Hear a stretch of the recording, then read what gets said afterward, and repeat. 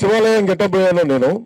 అలా కనుక మీరు గ్రామ దేవతలను కూడా ఒక సర్క్యూట్ లాగా మనకున్న అరకు ప్రాంతాల్లో ఉన్న అన్ని గ్రామ దేవతలను కూడా సర్క్యూట్ లాగా ఒక తయారు చేస్తే ఇది మీకు ఈ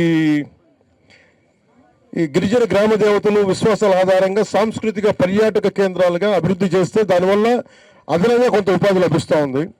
అలాగే మీరు కొత్తగా కనుక పండుగలు కానీ ఉత్సవాలు కానీ పర్యాటకులు కొత్త అనుభవం యువత ఇప్పుడు సపోజ్ మనం కేరళ పోయామనుకోండి, కేరళ పోతే అక్కడ ప్రత్యేకించి వాళ్ళ ఉత్సవాలకి మనం అందరం పోతాం ఇక్కడి నుంచి. అలాగే దింస నృత్యకారులు ఉన్నారు, వారిని చూడడానికి ప్రత్యేకించి వస్తారు. వీటన్నిటిని అనుసంధానం చేసి మీకు ఉపాధి అవకాశాలు లభించేలా ఒకసారి టూరిజం శాఖ మంత్రి గారితో కూర్చొని దీని మీద మీకు ప్లాన్తో మీకు వస్తానని చెప్పి మీకు ఈ సందర్భంగా మీకు తెలియజేసుకుంటా ఉన్నాం. మీరు ఒక్కటి ముఖ్యంగా కురుడి గ్రామస్తులు కానీ అరకు కానీ పాలంటే ఇది చాలా అందమైన ప్రాంతం. ఈ ప్రాంతం నిర్మాణాలు ఎలా ఉండాలంటే ఈ అందాన్ని మరింత పెంచేలా ఉండాలి కానీ అందాన్ని చంపేసేలా ఉండకూడదు. ఇది ఎందుకంటే మీరు పచ్చదనం పోద్ది, మీకు అర్థం అవుద్ది. పచ్చదనం మీకు కూర్చోబెట్టి ఎత్తెత్తు బిల్డింగ్లు కట్టేస్తే ఇంక కొండ కనిపించదు, ఏం కనిపించదు. అందుకని మీకు ఎప్పుడు భయం ఉంటుంది. బయట వాళ్ళు వచ్చేసి ఇక్కడ ఇల్లు కట్టేసి పెద్ద పెద్ద ఇవి కట్టేస్తే అందం పోద్ది అనేది. అదే కదా మీకు ఉండేది మేజర్ భయం. నాకు కూడా ఏంటంటే మీకు అలాంటి నేను గిరిజనులుగా పుట్టలేదు కానీ నాకు గిరిజన మనస్తత్వం ఉంది. నాకు అందుకని ప్రత్యేకించి నేను కలెక్టర్ గారికి కూడా ప్రత్యేకించి ముఖ్యమంత్రి గారి దృష్టి కూడా తీసుకెళ్తాను, క్యాబినెట్ దృష్టి కూడా తీసుకెళ్తాను. ఒక నియంత్రిత నిర్మాణాల ద్వారానే ప్రకృతి పరిరక్షించాలంటే ఎలా పడితే అలా బిల్లులు కట్టేయటం, లేదంటే ఇందాక అరకులో మన లోయగుండా వస్తూ ఉంటే చాలా అద్భుతంగా ఉంది, మధ్యలో బిల్డింగ్లు కట్టేశారు. అలా కాకుండా అదే విదేశీ ఇప్పుడు ఉదాహరణకి కేరళ ఉందనుకోండి, కేరళలో అతిరిపిల్లి జలపాతం ఉంటుంది, మంచి వాటర్ ఫాల్స్ ఉంటుంది. కేరళ టూరిజం వాళ్ళు ఏం చేస్తారంటే ఇటు సైడ్ అంతా దానికి ఇబ్బంది పెట్టి దానికి చూడటానికి ఇబ్బంది కలిగే చోట ఏ బిల్డింగులు కట్టకూడదు, ఒక రూల్ అది. సో ముఖ్యంగా అరకు అందాలని పరిరక్షించుకోవాలంటే బిల్డింగ్లు రావాలి, మనకి పట్టాలు ఉండాలి, అన్నీ ఉండాలి, కానీ రిసార్ట్స్ రావాలి. కానీ ఆ రిసార్ట్స్ ఎలా ఉండాలి అంటే అది ప్రకృతి అందాన్ని చంపేసేలా ఉండకూడదు, ప్రకృతి అందాన్ని పెంచేలా ఉండాలి. అట్లాగే మన కేరళ మోడల్ దృష్టిలో పెట్టుకుని అక్కడ విదేశాల మోడల్ కూడా కాదు, కేరళలో చాలా విపరీతంగా ఉంటుంది టూరిజం. ఆ కేరళ మోడల్ దృష్టిలో పెట్టుకుని దీన్ని అట్లా డెవలప్ చేస్తాను మీ అందరికీ మాటిస్తున్నాను నేను. అలాగే అరకు వంటి సహజ సౌందర్యాన్ని కలిగిన ప్రదేశాల్లో అంటే ఇది నేను మీడియా వాళ్ళ కోసం చదువుతూ ఉన్నాను. దుమ్రిగూడ మండలం నుంచి ప్రత్యేకించి ఒక 3 అనుకున్నాం. సేంద్రియ వ్యవసాయం ద్వారా ఆదాయ వృద్ధి, అరకు ప్రాంతపు వాతావరణం, నేల ఔషధ మొక్కలు, పండ్లు, పూలు పెంచేందుకు చాలా అనుకూలమైన వాతావరణం. ఇవి ఇంటి ప్రాంగణంలో లేదా కమ్యూనిటీ స్థలాల్లో సాగు చేయొచ్చు. అలాగే జఫ్రా, ఉసిరి, లెమన్ గ్రాసు, పామ్ రోజా, దవనం వంటి మొక్కలతో పాటు blueberries, dragon fruit, Apple, strawberries, coffee వంటి పండ్లను పెంచగలం. చామంతి, బంతి వంటి పూలను వాణిజ్యపరంగా మనం వాడుకోవడానికి అనుకూలంగా ఉంటాయి. ఇవన్నీ కూడా పంచాయతీరాజ్ అటవీ శాఖల భాగస్వామ్యం ద్వారా మార్కెట్ లింక్ చేసే విధానాన్ని ముందుకు తీసుకెళ్తాం. ఇది జాతీయ ఉపాధి హామీ పథకం నిధులతోటి 3 సంవత్సరాలు నిర్వహణ చేస్తే మీకు జేబు నుంచి డబ్బులు లేకుండా మీకు జాతీయ ఉపాధి హామీ పథకం డబ్బులతోటే మీరు పెంచేలాగా బాధ్యత తీసుకుంటాం. అలాగే రెండవది ఏంటంటే గ్రామ దేవతలు సాంస్కృతిక పునర్జీవనం ద్వారా పర్యాటక అభివృద్ధి. మీరందరికీ చదువుకున్న గిరిజన విద్యార్థులు చాలా మీకు ఎక్కువ అర్థమవుతుంది.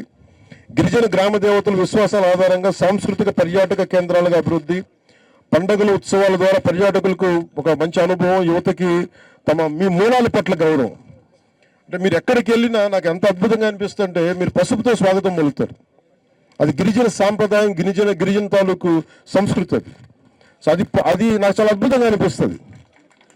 నిన్న మన కువి భాషలో నమస్కారాలను వాళ్ళకి జోహార్ అని చెప్పారు. ఎందుకు చెప్పానంటే అది భాషల్ని గౌరవించే సాంప్రదాయం. నేను అలాంటి ఆలోచన విధానం నుంచి వచ్చింది నేను. అందువల్ల నాకు మీ సంస్కృతి సాంప్రదాయాలని పరిరక్షించాలని చెప్పి కూటమి ప్రభుత్వం మనస్ఫూర్తిగా విశ్వసిస్తుంది. దాన్ని తగ్గట్టుగా మేము ముందుకు తీసుకెళ్తాం.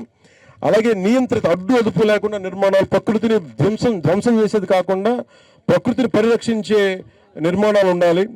ఆ నియంత్రణ అభివృద్ధి వల్ల ప్రకృతి సహజ సౌందర్యం కోల్పోవడానికి, జీవ వైద్యం అంటే ఇష్టారాజ్యంగా అనియంత్రిత అభివృద్ధి పట్ల ప్రకృతి అంటే ఇష్టారాజ్యంగా కట్టేస్తే బిల్డింగ్లో జీవ వైవిధ్యం అంతరించిపోద్ది. వన్య ప్రాంతాల మధ్య నిర్మాణాలు ఈ ప్రభావాన్ని మరింత తీవ్రతరం చేస్తాయి.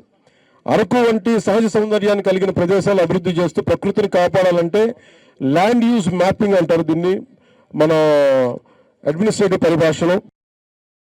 ఈ ల్యాండ్ యూస్ మ్యాపింగ్ ని ఒకసారి కలెక్టర్ గారి దృష్టికి తీసుకొస్తున్నా. ఇప్పుడు మనకున్న కురుడి గ్రామం అందం పోకుండా ఆదాయ మార్గాలు రావాలి, జీవనోపాధి పెరగాలి, అలాగే ఆ కూలిపోతున్న ఇళ్ళకు కూడా కొంచెం అందంగా ఉండేలాగా, ఇంక 10 మంది బయట వాళ్ళు వచ్చి ఉండేలాగా, వాళ్ళకి ఆదాయం వచ్చేలా ఎలా చేయాలనేది మీరు ఒకసారి if you could give me a plan then will try to execute it. అలాగే పంచాయతీ ఆధ్వర్యంలో నియంత్రిత నిర్మాణ శైలికి ప్రాధాన్యత, అలాగే పర్యాటక కేంద్రాల ప్రణాళికాబద్ధ అభివృద్ధి, అలాగే ఏదైనా సినిమా షూటింగ్లకి రావాలనుకున్నా, ఎందుకంటే చాలా డబ్బులు ఎక్కువ వస్తాయి ఇక్కడ. నెంబర్ ఆఫ్ టీవీ సీరియల్స్ వచ్చినా ఇంకోటి వచ్చినా చాలా మీకు ఎక్కువ ఆదాయం వస్తుంది. అలాగే ఇక్కడ ప్రత్యేకించి సినిమాటోగ్రఫీ మంత్రి గారితో కూడా మాట్లాడుతాను. ముఖ్యంగా యువతకి ఇంకొక ఉపాధి ఏంటంటే, మీరు షూటింగ్లు జరిగితే మీరే ఇక్కడ మీరు కూర్చోబెట్టి కొంత లైటింగ్ అంటే మన సినిమా రంగానికి సంబంధించి ఏదైనా ప్రత్యేకించి ఒక అవుట్డోర్ యూనిట్ ఇక్కడ పెట్టగలిగితే, ఒక 5-6 యూనిట్లు పెట్టగలిగితే చాలా దాదాపు ఒక 2000 మందికి ఉపాధి అవకాశాలు లభించే అవకాశాలు బలంగా ఉన్నాయి. దాని గురించి కూడా ఒకసారి మీకు పరిశీలిస్తాం ఖచ్చితంగా. ఎందుకంటే మీరు చదువుకున్నారు, అలాగే మీకు అభివృద్ధి ఉండాలి మనస్ఫూర్తిగా నేను కోరుకుంటూ, ఇది ప్రత్యేకించి ఈ గ్రామానికి నేను నా తరపు నుంచి ఒక 5 లక్షల రూపాయలు పంచాయతీకి నేను పంపిస్తాను. ఎందుకంటే ఇది నా గుండెల్లో నన్ను ఆదరించిన గ్రామం, ఇది నా కష్టాలను చూపించిన గ్రామం ఇది. అంటే నాకు ఆ నీళ్ళు ఆ రోజు తోడుకుంటే నాకు చాలా బాధ అనిపించింది.